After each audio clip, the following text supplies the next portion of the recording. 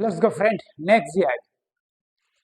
দেখো, shape of Y এখানে 4, 36, 12, 13, 13 question mark, 8, 32, 16। তাহলে এবার আমাকে এখানে কোশ্চেন মার্ক আছে, মতলব এটাকে টার্গেট করা যাবে না।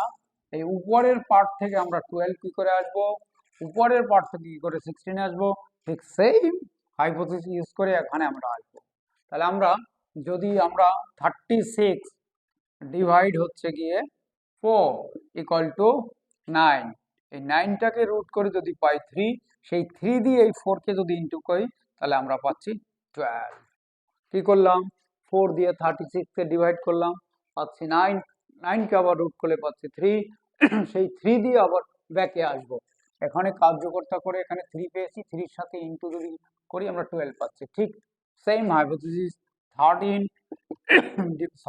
13 যদি করি আমরা পাচ্ছি 1, 1 এর রুট করলে পাচ্ছি 1, সেই 1 থেকে আবার 13কে ইন্টু করলে পাচ্ছি 13। তাহলে এখানে হবে 13। ঠিক, আমি আর এগোতে চাইছি না, তবু ওটা একবার ট্রাই করি। 32 ডিভাইড 8 ইকুয়াল টু 4, 4কে রুট করলে পাচ্ছি কত 2, সেই 2 দিয়ে আবার 8কে ইন্টু করলে পাচ্ছি 16। তাহলে সেম হাইপোথিসিস আমি থার্ডে অ্যাপ্লাই করলাম, পেয়ে গেলাম। তাহলে এখানে আনসার অপশন কত হবে, বি। ওকে, আমরা বোঝাতে পারলাম।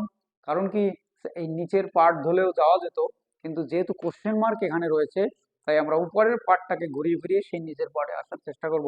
সবসময় একটা লিগ্যাল হাইপোথিসিস ইউজ করব, যার জন্য হয় এটা ঘুরিয়ে ফিরিয়ে অন্যভাবেও তুমি মেলাতে পারো, কিন্তু সেই মিলানোর জায়গাটা যেন সেম থাকে।